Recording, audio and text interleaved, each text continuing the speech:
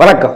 கல்வி உதவி அப்படின்னு கேட்டாலே கிடைக்க மாட்டேங்கிற காலம் தான் ஓடிட்டு இருக்கு. அங்கங்க ஒரு பாலிடிக்ஸ், அங்கங்க ஒரு விஷயங்கள் நடந்துட்டு இருக்கு. ஆனா என்ன பிரச்சனை அப்படின்னு சொல்லி தேடி வந்து உதவி செய்யறதுக்கு ஒரு மனசு வேணும் இல்லையா? அந்த மனசு கேப்டன் விஜயகாந்த் அவர்களுக்கு உண்டு. புரட்சி கலைஞர் அப்படின்னு கொண்டாடிட்டு இருக்கிற கேப்டன் விஜயகாந்த் அவர்களை இழந்து அந்த நினைவு நாளை நெருங்கிட்டு இருக்கிறோம். பிறந்த நாளா இருக்கட்டும், நினைவு நாளா இருக்கட்டும், ஏன் ஒவ்வொரு நாளும் கேப்டனை நாம நினைச்சு சொல்லிக்கிட்டே இருக்கிற அளவுக்கு இப்படி ஒரு மனுஷன் கிடைப்பான இனிமேல்னு சொல்றதுக்கு நிறைய விஷயங்கள் இருக்கு. இன்னைக்கு ஒரு விஷயத்த உங்களோட ஷேர் பண்ணிக்கிறேன். டைரக்டர் கஸ்தூரி ராஜா அவர்களை நான் ஹிந்துல இருக்கும்போது நான் இன்டர்வியூ எடுக்க போயிருந்தேன். ரீவைண்ட் வித் ராம்ஜிக்காக இன்டர்வியூ எடுக்கிறதுக்கு போயிருந்தேன். அப்படி இன்டர்வியூ எடுக்கிறதுக்கு போயிருந்த தருணங்களே ஒரு சுவாரஸ்யமான எபிசோடு. கஸ்தூரி ராஜாவை பத்தி நான் தனியாவே இன்னொரு தடவை சொல்றேன். அப்படிப்பட்ட ஒரு அட்டகாசமான மனிதர் அவர். அந்த சமயத்துல அவர் என் கூட ஷேர் பண்ணிக்கும் போது ஒரு விஷயத்த சொன்னாரு. அந்த விஷயத்தை தான் உங்கள்கிட்ட இப்ப நான் பகிர்ந்துக்கணும்னு ஆசைப்படுறேன். புரட்சி கலைஞர் விஜயகாந்த் அவர்களை பற்றி. ஒரு நாள் கஸ்தூரி ராஜா அவர்கள் வீட்டுல உட்காந்துருக்காரு. அப்ப கஸ்தூரி ராஜா அவர்களுடைய பொண்ணு அழுதுட்டு இருக்காங்க. கஸ்தூரி ராஜா அவர்களுடைய பொண்ணு அப்படின்னா தனுஷ் அவர்களுடைய, செல்வராகவன் அவர்களுடைய சகோதரி. அவங்க விமல கீதா அப்படின்னு பேரு. அவங்க வந்து அழுதுட்டு இருக்கிறாங்க. அப்படி அழுதுட்டு இருக்கிற சமயத்துல, வீடே பரபரப்பாகி இருக்கிற சமயத்துல திடீர்னு வாசல்ல ஒரு கார் வந்து நிக்கிது. கார் வந்து நின்னோன்னே யார் வந்திருக்காங்க அப்படின்னு கஸ்தூரி ராஜா எட்டி பார்த்தாக்க கேப்டன் விஜயகாந்த் சார் வந்து இறங்குறாரு. அதிர்ச்சி ஆயிட்டாங்க. கஸ்தூரி ராஜாவில இருந்து மொத்த குடும்பத்தினரும் அதிர்ச்சி ஆயிட்டாங்க.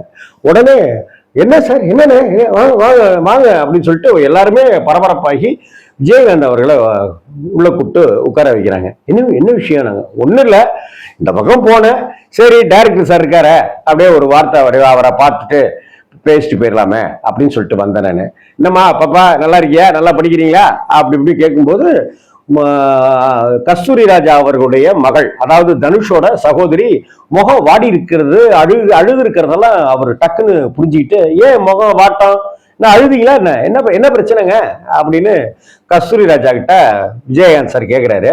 இல்லைங்க, +2 முடிச்சிட்டாப்புல, நல்லா மார்க்கெல்லாம் எடுத்திருக்காப்புல, ஆனால் டாக்டருக்கு தான் படிப்பேன் அப்படிங்கிறாப்புல, என்ன செய்யறதுன்னு தெரில, அதான் அப்படின்னு.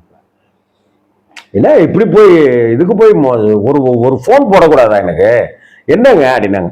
கஸ்தூரி ராஜா அவர்கள் படத்துல வந்து பெரிய அளவுக்குலாம் நடிக்கல, வீரம் விளைஞ்ச மண்ணு மாதிரியான படங்கள்ல தான் நடிச்சிருக்காரு விஜயகாந்த் சார். நிறைய படங்கள்ல எஸ்.ஏ. சந்திரசேகரனுக்கும் விஜயகாந்துக்குமான தொடர்பு மாதிரியோ, ஆர் சுந்தரராஜனுக்கும் விஜயகாந்துக்குமான தொடர்புலாம் விஜயகாந்த் சாருக்கு கிடையாது. ஆனாலும் அவர் டைரக்டர், அந்த மரியாதையை எல்லாருக்குமே கொடுப்பாரு. புதுசா ஒரு டைரக்டர் வந்து படம் பண்றாங்கன்னா கூட அப்படி கொடுப்பாரு. அப்படிப்பட்ட சூழ்நிலையில தான் கஸ்தூரி ராஜா வீட்டுக்கு போறாரு. என்ன பாப்பா, என்ன பிரச்சனை, ஏன் அழுவுறீங்க அப்படின்னு தனுஷோட சகோதரிட்ட அக்காட்ட கேட்கிறாரு. இந்த மாதிரி விஷயத்த கஸ்தூரி ராஜா சொல்றாரு. அப்படியா, போன் எங்க இருக்கு அப்படின்னு கேட்கிறாரு விஜயகாந்த். உடனே போனை இங்க இருக்கு அப்படின்றாங்க. செல்போன்லாம் கிடையாது இல்லையா அப்ப. உடனே லேண்ட்லைன்ல இருந்து ஒரு போன் அடிக்கிறாரு. அடிச்சுட்டு ஆமாங்க, ஆமா, சரி நான் இதை வரேன் அப்படின்னு சொல்லிட்டு உடனடியா கிளம்புங்க அப்படின்னு சொல்லி கஸ்தூரி ராஜாவையும் கஸ்தூரி ராஜாவுடைய மகள் விமலகீதாவையும் அப்படியே கூட்டிகிட்டு நேரா அவரு ராமச்சந்திரா மெடிக்கல் காலேஜுக்கு போறாரு. ராமச்சந்திரா மெடிக்கல் காலேஜில் போய் ராமச்சந்திர உடையார இது பார்க்குறாரு. சந்திப்பு நடக்குது. நடந்த உடனே வாங்க, என்ன திடீர்னு ஒரு, ஏங்க நீங்க ஏன் வரணும், ஒரு ஃபோன் கொட்டி இருக்க கூடாதா அப்படின்னு விஜயகாந்த்கிட்ட அவர் கேட்கிறாரு. அதெல்லாம் இல்லை, நேராக வந்தாதான் அது மரியாதை, என்ன அதுவும் படிப்பு சம்மந்தப்பட்ட விஷயம், அதனாலதான் யதார்த்தமா போனேன், இது மாதிரி நடந்துச்சு, எனக்கு பொறுக்கலைங்க, நம்ம தான் படிக்காதவங்களா இருக்கிறோம், படிச்ச பொண்ணு, நல்லா மார்க் எடுக்கிற பொண்ணு ஆசைப்படுது, அதனாலதான் நீங்க ஒரு சீட்டு கொடுக்கணும் அப்படின்னு சொல்லி கேட்க, அடுத்த 1/4 மணி நேரத்துல கஸ்தூரி ராஜாவுடைய மகள் தனுஷோட சகோதரி அவங்களுக்கு சீட்டு கிடைச்சது. வெளியில வந்தோன்னு சொல்றாரு, ஏங்க எவ்வளவு பணம் காசா இருந்தா என்னங்க, ஆனா படிப்பு ரொம்ப முக்கியம் இல்லையா, பாப்பா ஆசைப்படுது டாக்டர் ஆகணும்ட்டு, டாக்டர் ஆகிட்டு 4 பேருக்கு நல்லது செய்யட்டும் அப்படின்னு விஜயகாந்த் சொன்ன உடனே கஸ்தூரி ராஜா, அது வரைக்கும் அமைதியா இருந்த கஸ்தூரி ராஜா அழுதுட்டு இருக்க, அழ ஆரம்பிச்சிட்டு. மகள் அதுக்கு முன்னாடி அழுதுட்டு இருந்ததெல்லாம் போக மகளுடைய வாய் முழுக்க புன்னகை, முகம் முழுக்க சந்தோஷம் அப்படின்னு இருக்கு. கஸ்தூரி ராஜா விஜயகாந்த் சாரோட கையை பிடிச்சிட்டு ரொம்ப நன்றிண்ணா, ரொம்ப நன்றி அப்படின்னு சொல்லிட்டு நெகிழ்ந்து போய் அழ ஆரம்பிச்சிட்டாரு.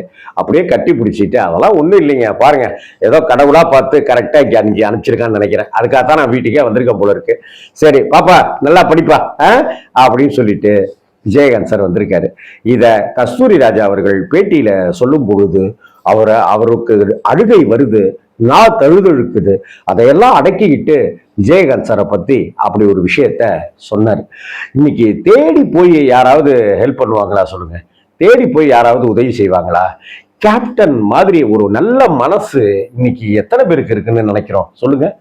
இப்படியான உதவிகளை, கண்ணுக்கு தெரியாத உதவிகளை எத்தனையோ பேருக்கு அவர் செய்திருக்கிறார்.